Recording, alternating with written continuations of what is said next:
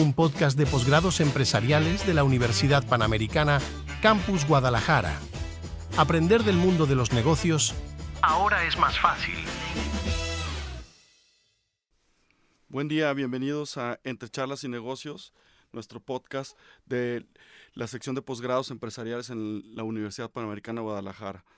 Bienvenidos a la temporada número 3, este es nuestro episodio 1 y aprovecho para presentarme como el nuevo host del podcast. Mi nombre es Elías Páez y estoy encargado de la academia en posgrados empresariales.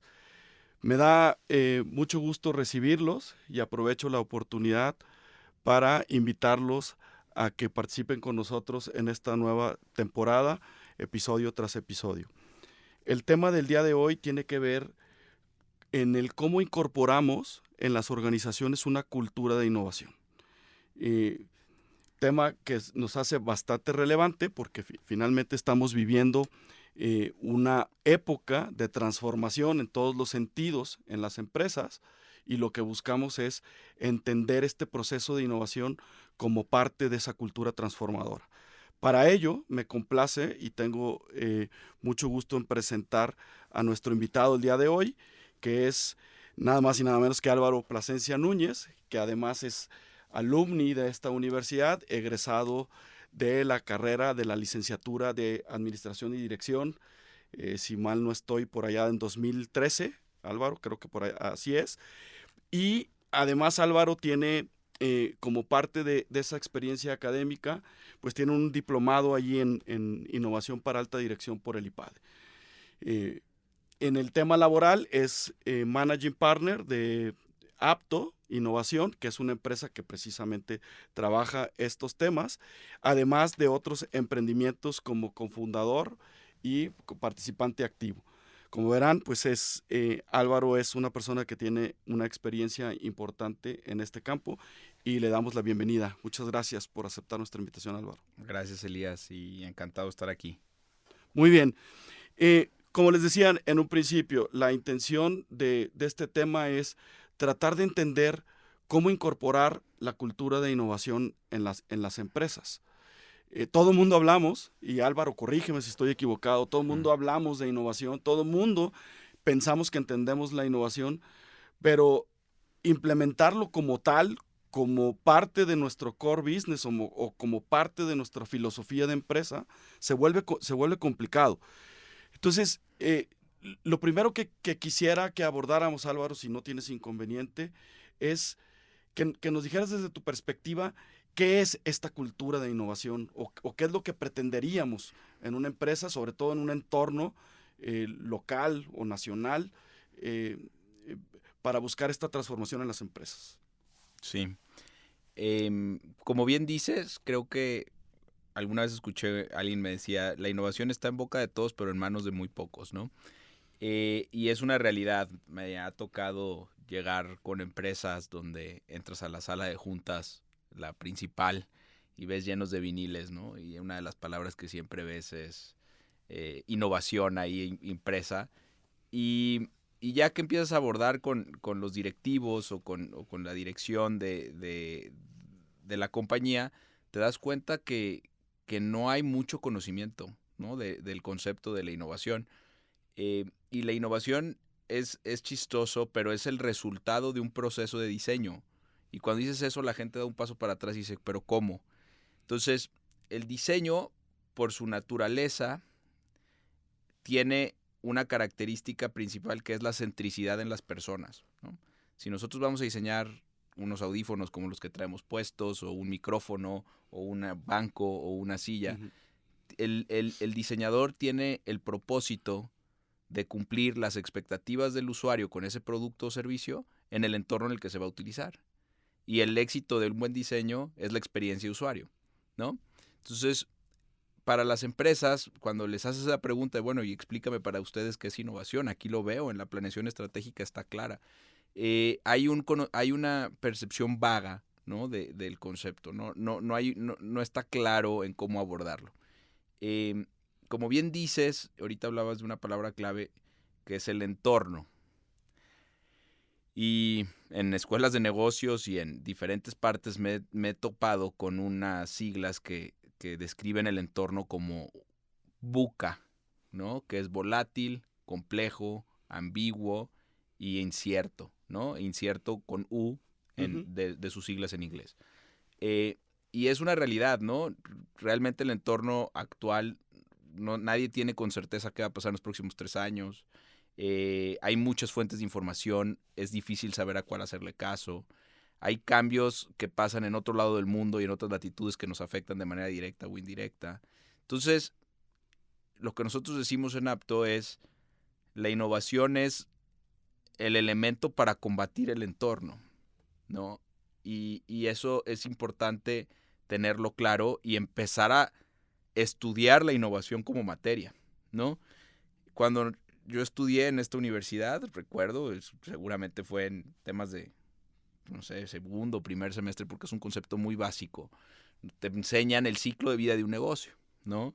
Donde está el lanzamiento, el crecimiento, la maduración, el declive y el retiro o salida de mercado, ¿no? Y es natural. Todas las empresas van a pasar por esa curva. Estamos destinados a esa curva.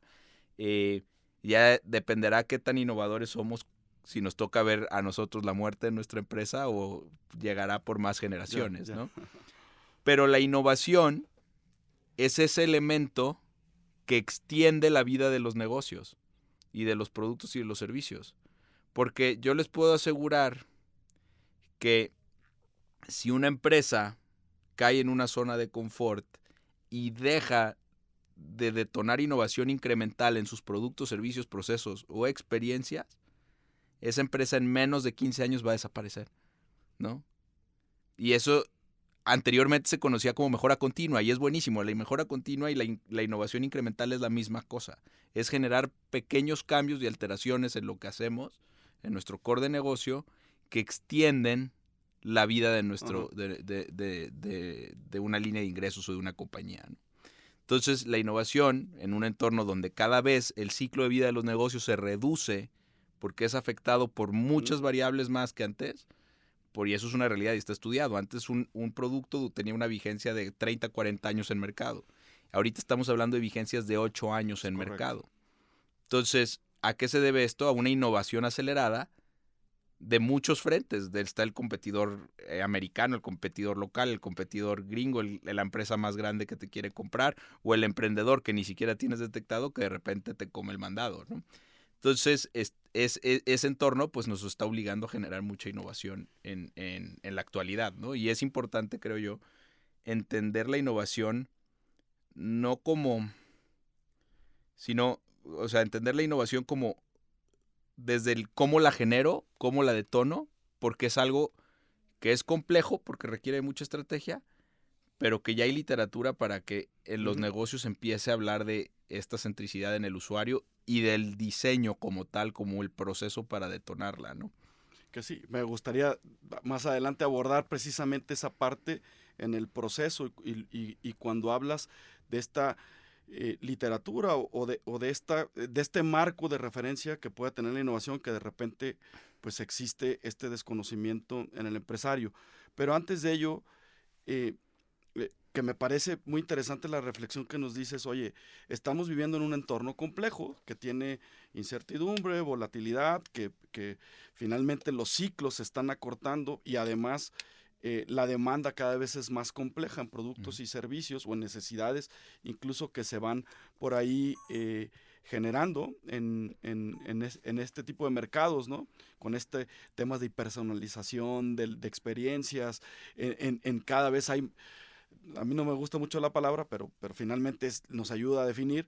Ya hay tantas tribus, ¿no? En cuanto, para no hablar de segmentos de mercado, ¿cómo entendemos desde el punto de vista de la estrategia o de la filosofía de nuestra empresa, de nuestro core empresarial, que la innovación, primero, es necesaria y no es producto de una receta mágica o de una idea que digamos eureka, ¿no?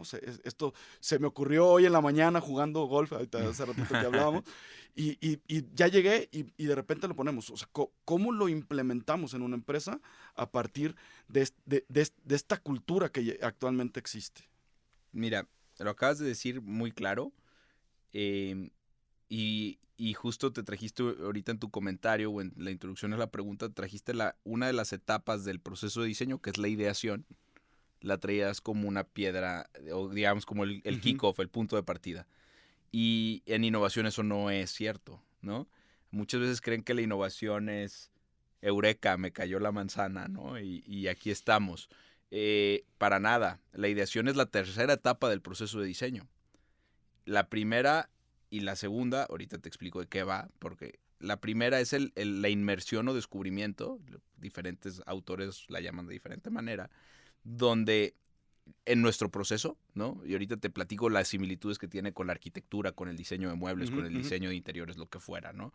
Pero en nuestro proceso, que es la aplicación empresarial, en lo que hacemos en la primera etapa es entender la empresa, entender la visión de la dirección, entender los procesos, sus reglas de negocio, las regulaciones en las que está involucrada la empresa, cómo está actuando la competencia directa, cómo están generando innovación las industrias similares, ¿no? Y eso a nosotros nos da un cimiento muy importante, porque de entrada, si yo voy a proponer una innovación, tengo que saber que cumple con la regulación, Claro. que cumple con la visión de la empresa, Claro. porque si no, voy a llegar con algo que no se va a poder implementar y pues básicamente es tiempo perdido y dinero perdido. Entonces, tenemos un problema. Ajá. Entonces esa es la primera etapa, que es fundamental, te da un cimiento claro de por dónde y hacia dónde vamos. La segunda es la exploración con usuario. Siempre que estamos diseñando algo, va dirigido a una persona, ¿va? Sí. Esa persona puede... Y otra cosa, ahorita hablabas de las tribus. Voy a hacer un paréntesis, aquí abro un paréntesis. La innovación en nosotros que nos dedicamos a esto se recomienda para la media, no para las tribus. Las tribus tienen motivadores de compra bien distintos. Hay tribus que compran por nostalgia, hay tribus que compran por, no sé, el otro día a mí me decían, es que a mí me sigue gustando el acetato, ¿no? Y le decía, está bien, pero tú perteneces a una tribu, ¿no? La media del mercado prefiere Spotify. Claro. ¿Por qué? Porque tiene un montón de cosas y genera un montón de valor al usuario en cuanto a practicidad, flexibilidad, precio, etcétera, etcétera. No los tengo que enunciar, pero son un montón de cosas más. Entonces, las tribus juegan un rol importante, pero la innovación, cuando estamos empezando, es importante diseñar para la media. Ya. Entonces, al mayor número de usuarios que puedas llegarle, porque lo que quieres es que esa innovación traiga un ROI rápido, ¿no? Y si vas a una tribu, pues no va a ser muy representativo, porque el tamaño de la tribu por sí misma es pequeño, ¿va? Entonces, cuando estamos en la segunda, y aquí cerramos paréntesis, cuando estamos en la segunda etapa, siempre estamos diseñando para una persona. Esa persona es un arquetipo, ¿no? Y podemos llegar a un nivel más granular que es un persona map, donde ya entendemos más a detalle sus miedos, sus necesidades, sus expectativas, sus motivadores de por qué te compra, cómo le generas valor, porque si no le generas valor no te compra, ¿no? X, Y, Z. Entonces, cuando entras con la persona, es una etapa fundamental y es creo que la parte más importante por el hecho de empatizar con él. Y eso es otro punto donde las empresas fallan, ¿no? Las empresas quieren generar innovación tomando como base el contexto de los directores. Y muchas veces el contexto de los directores no es el mismo que el contexto del cliente para el que estamos diseñando. ¿Por qué? Pues porque el director tiene un nivel de vida distinto, compra y consume productos distintos, tiene necesidades completamente distintas, y ellos van, y resulta que se van a Europa y se van a Estados Unidos y quieren emular algo porque les generó mucho valor a ellos, y al momento que llegan y la quieren implementar en la empresa resulta que el mercado no lo acepta. Es porque ese producto se diseñó con base al contexto del director, no del usuario. Claro. Entonces, por eso es fundamental en el proceso de diseño entender al usuario para el que estamos diseñando. Y aquí es algo bien importante que olvidé decirlo, pero la definición de innovación, que creo que vale la pena traerlo a la mesa, es, al menos como nosotros la definimos, es la alteración o cambio en un producto, servicio, proceso o experiencia que genera valor al usuario, ¿no? Es un cambio que genera valor y por ende lo prefiere. cuando nosotros estamos generando cambio y el usuario no prefiere ese cambio, estamos prototipando, que es un concepto fundamental de la innovación, ¿no? O sea, conforme mejor seamos prototipando y haciendo iteraciones a ese prototipo, más rápido vamos a generar la innovación, ¿va? Pero solamente hay innovación cuando ya se deja la versión vieja y se obtiene la versión nueva, ¿no? Y volvemos al ejemplo de Spotify. Pues ya no veo gente cargando CDs, ya no veo las armadoras de coches poniendo CDs, ¿no? Ya pasó, ya en ese ciclo de vida del producto ya murió, ¿no? Ya estamos en otra conectividad, ¿no? En otra experiencia de producto. Entonces, bueno, eso es fundamental en la segunda etapa. La tercera etapa es la ideación.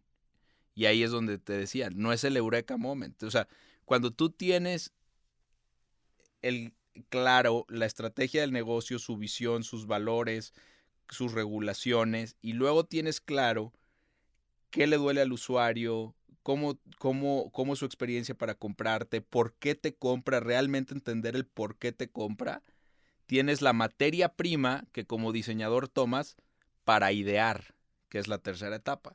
Y en la ideación, entonces ya viene una ideación limitada a las necesidades del usuario y a la visión de la empresa, ¿no? Yeah. De esa manera aseguras 3 cosas que son fundamentales, que es que sea deseable para el usuario para el que estoy diseñando, y tiene que ser porque ya lo entrevisté, ya empaticé con él.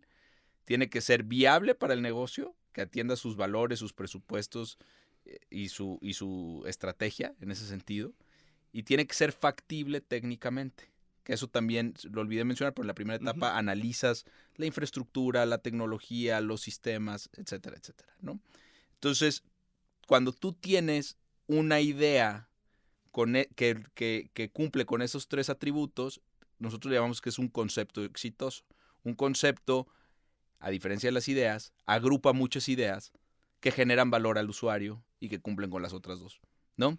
Entonces, esa es la parte fundamental de la ideación.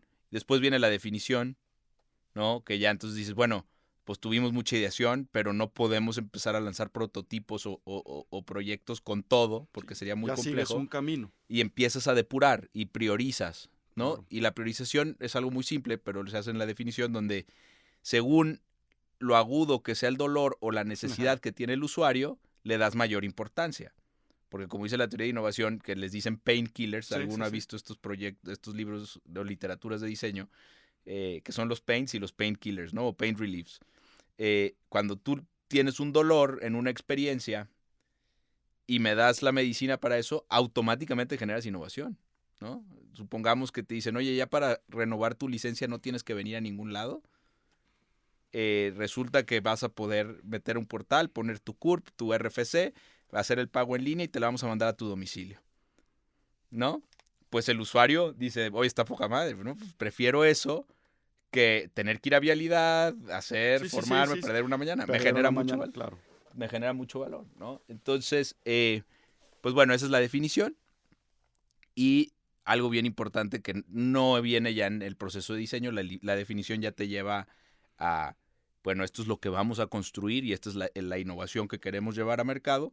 Y la construcción es la implementación o el desarrollo de software o el cambio de un empaque y empezar a hacer moldes para un empaque o probar con nuevos textiles, vete a saber, ¿no? Según la industria, pero ahí es donde ya viene el proceso de construcción. Ahora, y esto, perdón, ya agarré vuelo, pero... No, está bien. En el tema del diseño como el todo, el proceso que te acabo de decir es un proceso que se viene utilizando para el diseño de todo. Simplemente es que ahorita se habla del design thinking. Y es simplemente una metodología que te dice, mira, son los pasos. Pero si tú entiendes el proceso del diseño como te lo estoy mencionando y tienes una interacción con un arquitecto, sí, claro, es exactamente lo mismo. Va a entender las regulaciones que tiene el condominio para construir una vivienda, va a entender al usuario que va a vivir en la vivienda y va a diseñar pues, algo que haga sentido. Y luego va a idear unas plantas arquitectónicas, y luego va a definir un plano ejecutivo con materiales, ingenierías, y luego se construye. Entonces, cuando tú llegas a una casa y dices, mira qué bien, es porque el arquitecto ejecutó un proceso de diseño pensado para las personas que la van a habitar, ¿no? Entonces, por eso les digo, es algo que hemos venido haciendo toda la vida. Simplemente no había como la literatura aplicada al negocio de cómo esto lo puedo aprovechar para pues detonar innovación, ¿no? Que es importante. Ok, y ahí pasamos a un siguiente nivel con todo lo que dices, que me parece muy interesante. Oye, si ya lo hemos venido haciendo ancestralmente, ¿no? O está en las prácticas de nuestro entorno empresarial, ¿por qué la innovación no es tan frecuente?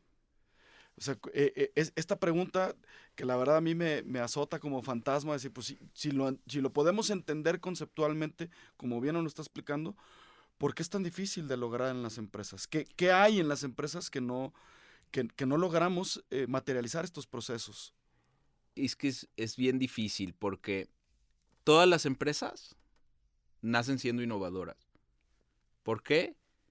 Porque el fundador era un visionario que vio un hueco en alguna parte de una industria, ¿no? O de un servicio, y dice, yo tengo una solución a ese problema, ¿no? Y es lo mismo, ¿no? Hay un pain y Claro. yo voy a generar el antídoto o la medicina para ese dolor. Y de ahí han salido grandes compañías. El tema es que conforme las empresas van viviendo esta curva que te platicaba del ciclo de vida, se empiezan a hacer grandes cruceros, ¿no? O sea, ya pierden agilidad, viene burocracia, viene mucho proceso, se empiezan a hacer rígidas, pues. Y entonces, como las prioridades cambian, cuando empiezas, estás muy concentrado en generar valor, en atender ese problema que hay en una industria. Pero ya que estás ahí arriba, es consérvalo y opéralo, y entonces empieza a cambiar de generar valor a operar. Uh-huh. Y entonces, ¿eso qué quiere decir? Que la visión de la empresa cambia al presente y no al futuro, ¿no? Entonces, oye, pues, empieza a ser complicado porque entras a problemas de priorización. Entonces, ahí es donde los KPIs a veces nos juegan en contra, ¿no? Y todos dicen, sí, el modelo de Google, el 80-20, un día de la semana lo voy a usar para que hagan innovación y 4 días de la semana para que operen. Está bien, pero ¿cómo los mides al final del mes? Si no hay KPIs de ese 20% y todos los KPIs de su compensación están enfocados en ese 80%, vas a hacer cero innovación. Porque yo no voy a poner en riesgo mi puesto, mi trabajo, mi sueldo. Claro. Si no me estás recompensando por pensar en el futuro. Entonces, es todo un tema estratégico y entra un tema también de recursos humanos, de cultura, importantísima la cultura. Si la alta dirección no pone los mecanismos para que la gente detone innovación o no contrata, porque hay diferentes maneras de generar innovación. Una es ese modelo de Google, el 80-20, y luego tienes otras empresas que generan SWAT teams internos, que entonces contratan diseñadores, porque ya por fin entienden que la innovación es un tema de diseñadores y no de ingenieros, ¿no? Y empiezan estos SWAT teams internos a tener un impacto transversal, ¿no? En toda la organización. Y hay otros modelos que son los SWAT teams externos, que somos los que nosotros hacemos, ¿no? Donde llegas como externo a decir, ustedes encárguense del presente y nosotros vamos a ayudarles a generar definiciones y mejoras hacia el futuro, ¿no? Les vamos a ayudar a diseñar un nuevo producto, un nuevo servicio, vamos a cambiar los procesos para que sean más eficientes, X, Y, Z. Ok, y hablando precisamente de esa culturización, si le podemos utilizar esa palabra, o de tratar de fomentar esta cultura innovadora en las empresas, obviamente desde la alta dirección, ¿qué retos tenemos a nivel de nuestra estructura empresarial? O sea, ¿cuál sería el perfil del empresario o cuál sería el perfil de este equipo de alta dirección en cuanto a habilidades, en cuanto a técnicas o conocimiento para poder entender e interiorizar este concepto de tener estos procesos de diseño, ¿no? Dentro de la empresa? Mira, nosotros somos grandes promotores del diseño en México, porque la verdad es que pobres diseñadores es una profesión que hasta que no se entiende lo profundo que es el diseño, la gente lo entiende como algo plástico o estético o una imagen, ¿no? Y hay mucho más detrás de eso. Entonces, yo a veces invito a las empresas a desarrollar una dirección enfocada en innovación o en diseño, ¿no? Ujú. Pero es otro componente de la organización y esa persona es un ente de servicio. Eso es bien importante que Ya. tampoco entienden. O sea, el director de innovación o nosotros como un SWAT externo de innovación somos un departamento de servicio que va a ir a atender las problemáticas del área del negocio, a hacerle modificaciones, a correr un prototipo y luego ya échalo a andar, ¿no? Entregas a negocio para que el negocio opere de diferente manera, ¿no? Es sumamente importante. La innovación no es oye, pues ven y dime qué hago. No, vamos a empezar por los problemas, vamos a empezar por los procesos, vamos a empezar por los clientes, por los colaboradores y entonces te voy a empezar a dar a ti cambios o innovaciones para toda la integración.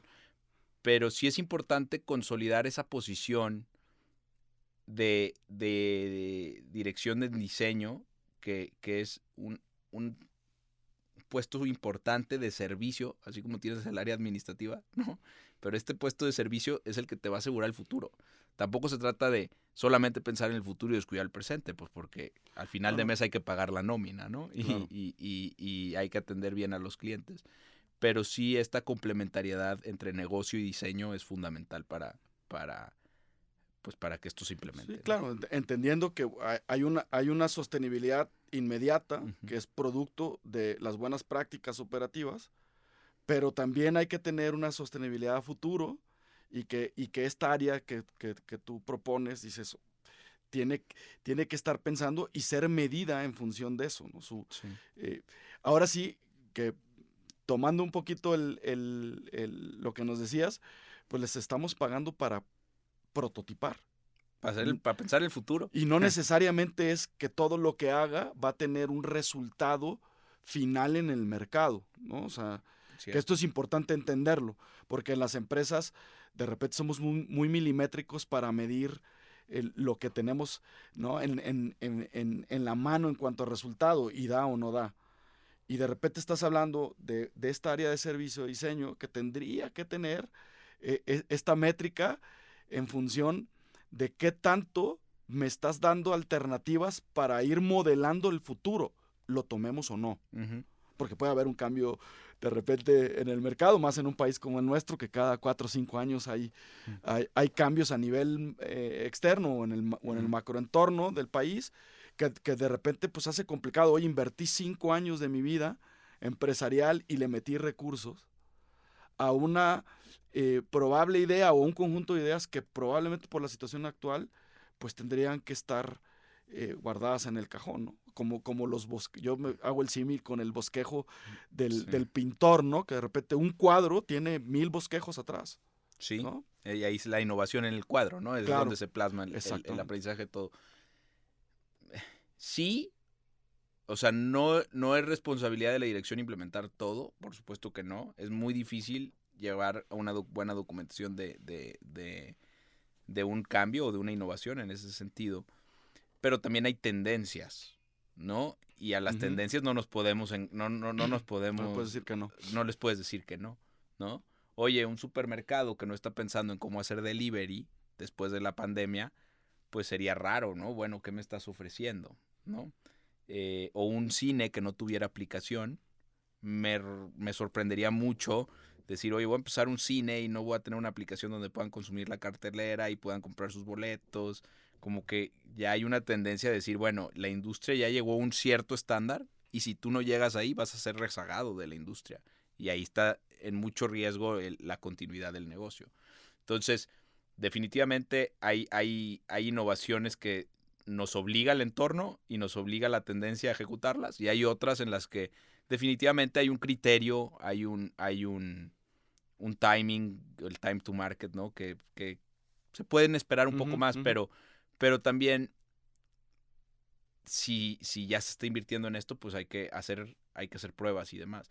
Ahora, no se trata de que el prototipo vaya y vea al mercado sin un proceso de pruebas, ¿no? Existen pruebas de usabilidad, existen pruebas técnicas también, si hablamos de tecnología, donde el usuario puede interactuar con un nuevo producto, un nuevo envase, un nuevo proceso, un nuevo canal digital, lo que fuera, y dar mucho feedback, ¿no?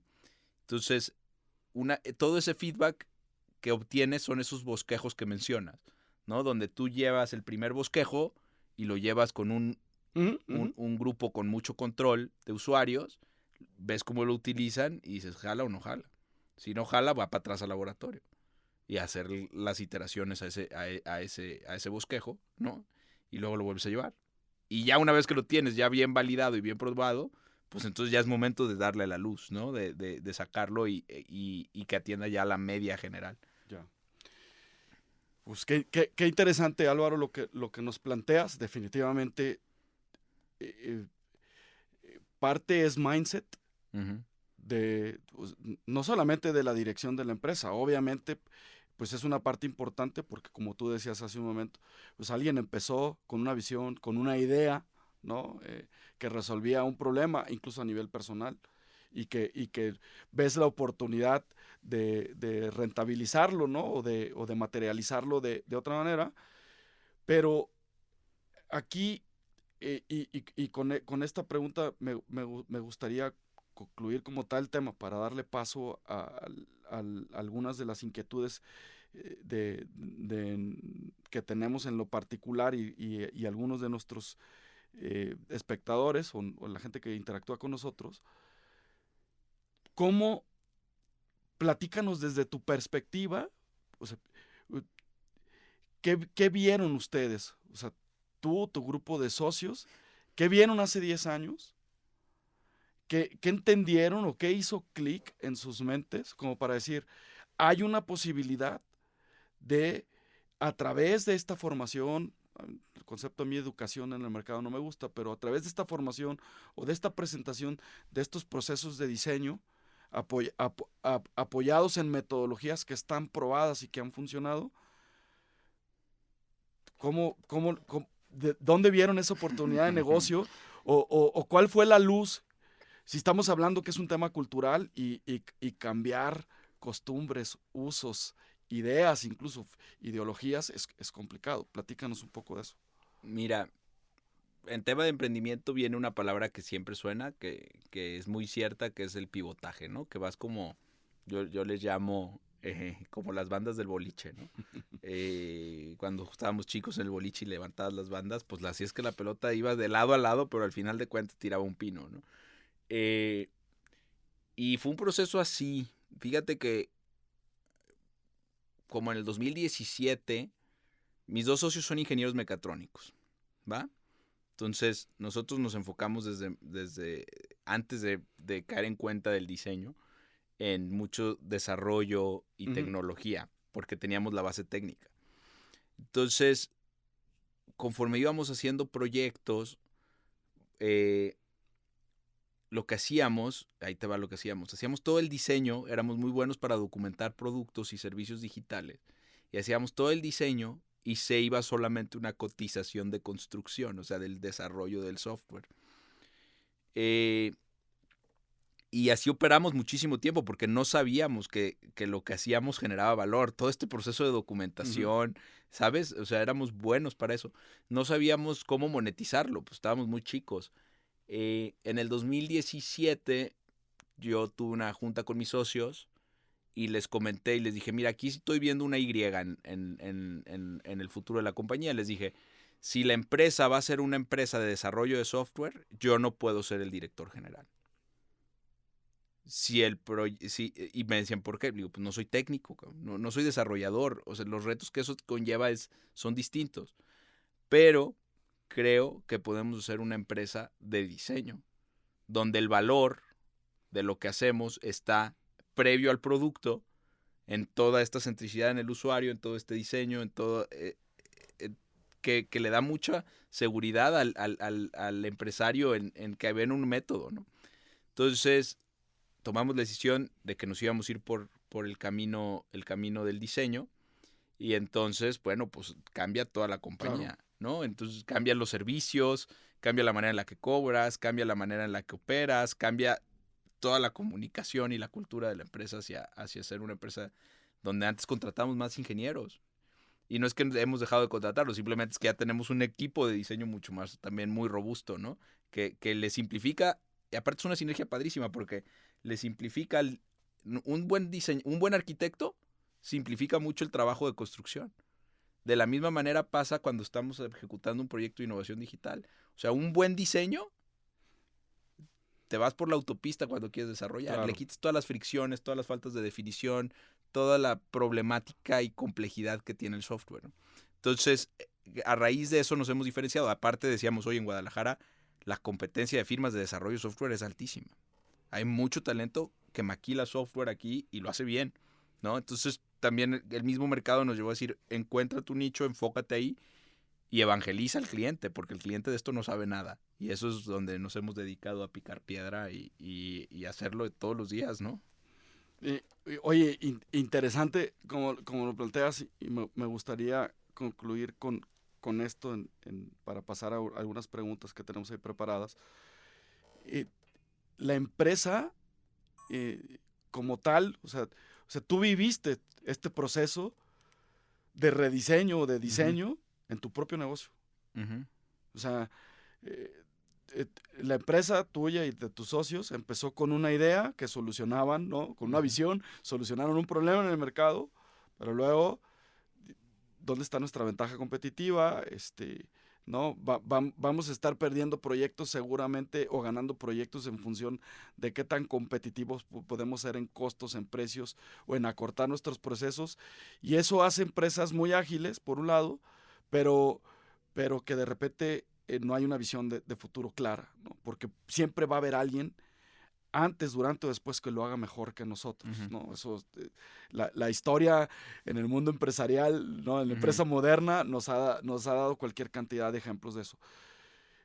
Aquí el mensaje, Álvaro, es ¿qué pasó en mi mente? O sea, sí, obviamente tuve que vivir este proceso internamente para poder redirigir la visión de mi empresa. Sí, iba con mucha incertidumbre. ¿Por qué?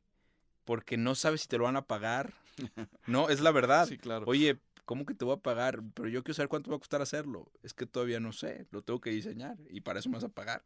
Y pararte con la primera vez con un cliente a hacerle ese planteamiento y se naca. Entonces, fue esa incertidumbre de, oye, lo van a pagar, el mercado está listo. Haciendo benchmark también, nos dimos cuenta que había empresas que hacen esto a nivel global. En México había algunas, pocas solamente en Ciudad de México, y creo que solamente sigue habiendo en Ciudad de México. No he visto muchas más. Pero pues teniendo pocas validaciones en contacto con el cliente y con el mercado, que dices, por aquí es, y por aquí es, y por aquí es. Y luego cuando llegamos con nuestro primer cliente corporativo, una empresa pues muy grande del sector financiero, y nos toca estar compitiendo contra los alemanes y contra los argentinos, que son grandes firmas de diseño, y veíamos que estábamos ahí, ¿no? Ya en el pool. Y cuando empiezas a ver la documentación que hacían consultoras como Accenture, que adquirieron una empresa de diseño grande, con las propuestas que tú estás teniendo ahí, dices, oye, qué rápido, o sea, competimos ya, estamos en estas ligas. Y esa fue la validación donde dijimos, aquí es, ¿no? O sea, ya creo que estamos listos y ya estamos muy cerca de estas consultoras en materia de entregables, en calidad, en tema técnico, en estrategia de negocio, que dijimos, por aquí es, y estamos listos para las grandes ligas. Entonces, fue un proceso, pues, del 2017, ¿no? Ya van varios años, en el 2024. Que esas pequeñas validaciones nos van diciendo por dónde es. Y no quiere decir que ahora es fácil. Es sumamente complejo. Porque el empresario no corporativo, o sea, el empresario, empresa familiar, tapatía, con mucha rentabilidad y demás, no entiende de estos conceptos, ¿no? En la Ciudad de México, donde hay más corporativos, hay más estructura, hay más firmas de consultoría, la gente está más familiarizada con contratar este tipo de servicios, pues hay una cultura donde empiezan a entenderlo mejor. Pero es muy complejo, pero pues son esas pequeñas validaciones que nos han mantenido firmes en el camino de hacia dónde ir. Muy bien. Pues, digo, con esta última reflexión, como tal, concluimos la parte del tema. yo quisiera hacerte, y sé que tienes el tiempo recortado, hacerte solamente un par de preguntas. El crew insistía en que eran las preguntas del host, pero el host no es relevante, lo relevante es el tema y por supuesto nuestros invitados, pero yo sí tengo una en lo particular que ahorita que hemos estado platicando y que viene, ¿no es más fácil copiar? Sí, sí y no. Ahí te va por qué. De entrada el plagio, yo nunca le voy a llamar plagio, porque eso no funciona en materia de innovación. ¿Va? Y ahorita te voy a explicar el por qué. Nosotros le llamamos inspiración, ¿no? Venga, primero, ahí hay una gran diferencia. ¿Por qué no existe el plagio? Ok, yo puedo ser Cinépolis y puedo ser Cinemex. Y yo digo, bueno, es que requiero lo mismo, ¿no? O sea, a final de cuentas necesito que mi mercado... Puse ese porque es un duopolio y está claro, fácil, sí está ¿no? fácil. Y está muy claro. Y dices, oye, bueno, pues mira qué bien lo están haciendo, ¿no? Mira, ya ves la cartelera, ya ves los horarios, ya ves los complejos de cine, puedes ver el menú, puedes ver los asientos, puedes ver todo, ¿no? Sabes por dónde es. Pero todo lo que está en el back office tiene que ser completamente distinto. Porque las culturas son diferentes, los procesos son diferentes, los sistemas son diferentes. Entonces, tú te puedes inspirar de la experiencia de cliente que está teniendo tu competidor, o que está generando tu competidor, o que diseñó tu competidor. Pero si tú la quieres llevar a tu compañía igual, no funciona, porque la gente no es la misma, la cultura no es la misma, los procesos no son los mismos y los sistemas no son los mismos.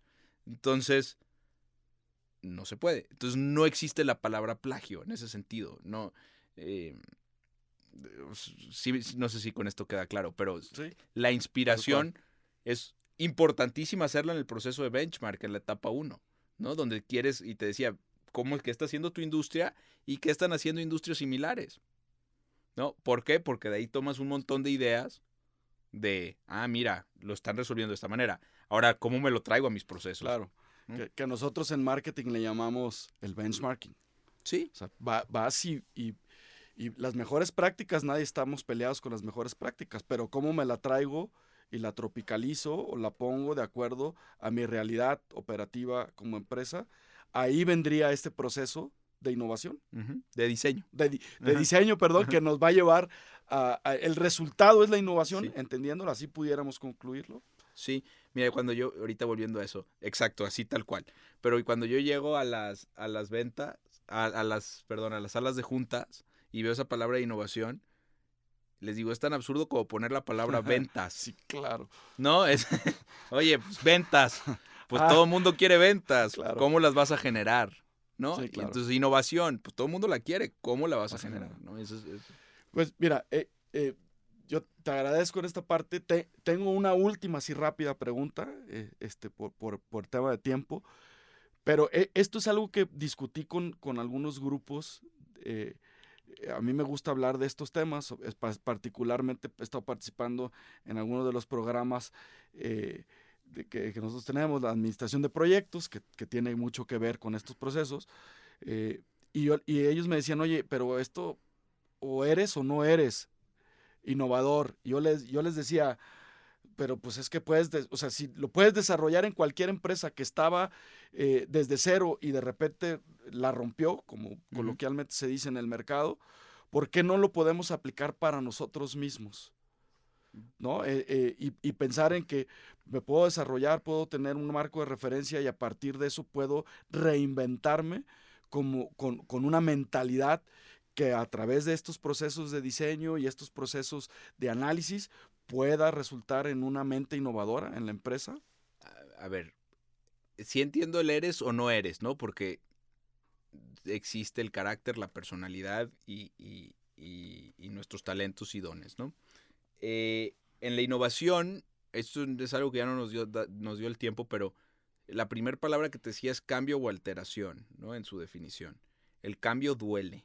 El cambio, naturalmente, al ser humano le cuesta trabajo. Hay gente que está más abierta al cambio y hay gente que está menos abierta al cambio, que son detractores y promotores. es más fácil empezar por los promotores, ¿no? Este perfil que quiere hacer las cosas distintas, que quiere impulsar cambio, que quiere desarrollar cosas nuevas, pues bueno, aprovecha de ellos. Pero yo también creo que la innovación es para todos. Simplemente es un proceso que a algunos nos va a costar más rápido llegar, nos va a costar más trabajo llegar y a otros menos. Pero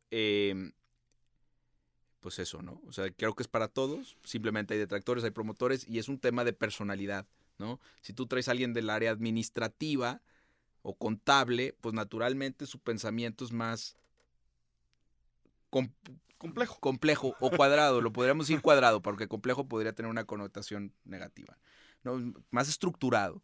Si traes a alguien comercial, pues vas a tener a alguien más dinámico, alguien que va a buscar el cómo sí, que no le tiene miedo a una llamada, que le gusta estar en la calle, que naturalmente va a buscar hacer las cosas diferentes. Entonces, pues empecemos por los promotores, pero lo ideal es que exista pues una cultura de innovación. Y eso es otra cosa. Siempre la innovación empieza como cascada, de la dirección hacia abajo. Pero ¿cuándo ves realmente que hay una cultura de innovación? Cuando las ideas empiezan a venir de abajo para arriba. Porque el director pierde visibilidad de lo que pasa en almacén, de lo que pasa en la cadena logística, de lo que pasa en el refrigerador o en el anaquel o en la tienda. La pierde, ¿no? Él dice, pero cuando el que está en esa trinchera que genera una empatía con el usuario todo el día, porque ahí está, o con el producto, porque ahí está, y empieza a generar ideas de abajo hacia arriba, ahí es cuando la empresa está asegurada en el futuro, ¿no? Y el director tiene que empezar a tomar esas ideas, implementarlas y darles presupuesto y ayudar a definir y a darles estrategia y cómo se desdobla a nivel nacional y cómo se desdobla a nivel regional, etcétera, etcétera. Pero eso es importante, ¿no? También menciono. Pues digo, creo que, como bien dices, es un tema muy extenso. A mí particularmente el tema del cambio en las empresas es un tema personalmente me apasiona. Y con esta perspectiva que nos ha dado, pues bueno, ya queda abierto para decir, oye, hay que hacer un segundo capítulo, ¿no? Como para hablar específicamente del tema del cambio y el impacto que tiene, ¿no? Los procesos de cambio, si lo vemos desde la literatura, ¿no? Desde la academia, pues hay cualquier cantidad de información, de libros, de investigaciones, de postulados que van con la gestión del cambio planeado en las empresas. Entonces a mí ahí veo un posible, ¿no?, eslabón que podamos unir con estos procesos de diseño para lograr como resultado la innovación en las empresas. Lamentablemente nos ganó el tiempo. Sabemos que Álvaro también nos ha regalado este espacio en su agenda. Quiero agradecerte, Álvaro, muchísimo por platicar con nosotros, por contarnos tu experiencia desde la Universidad Panamericana, particularmente del área de posgrados empresariales. Esto es, pues es una invitación a que nos sigamos viendo. Es un tema muy interesante. Nosotros lo promovemos desde el punto de vista académico. Hay un interés por parte de la comunidad, pero además tenemos un vínculo empresarial que tú conoces muy bien al ser alumni de la universidad, con el mundo de la empresa, particularmente en nuestra localidad. Entonces, pues te agradezco muchísimo que hayas tomado el tiempo. Seguiremos ahí en contacto y seguramente, como bien dijiste, pues nos dará para tener un espacio para seguir una segunda o hasta una tercera parte por lo importante y lo extenso del tema. Aprovecho finalmente para agradecerles a todos, a nuestra audiencia, a aquellos que participaron con las preguntas, a nuestro equipo de producción y por supuesto a todos ustedes que nos escuchan en esta nueva temporada. Y pues nos vemos a la próxima. Los invito a que se suscriban, a que pongan notificaciones, a que nos sigan, a que también nos sigan en nuestras redes sociales, en donde estaremos compartiendo información sobre esta buena plática y buena charla que tuvimos. Muchas gracias. Buen día a todos. Gracias, Elías, y encantado de estar aquí con ustedes. Gracias, Álvaro.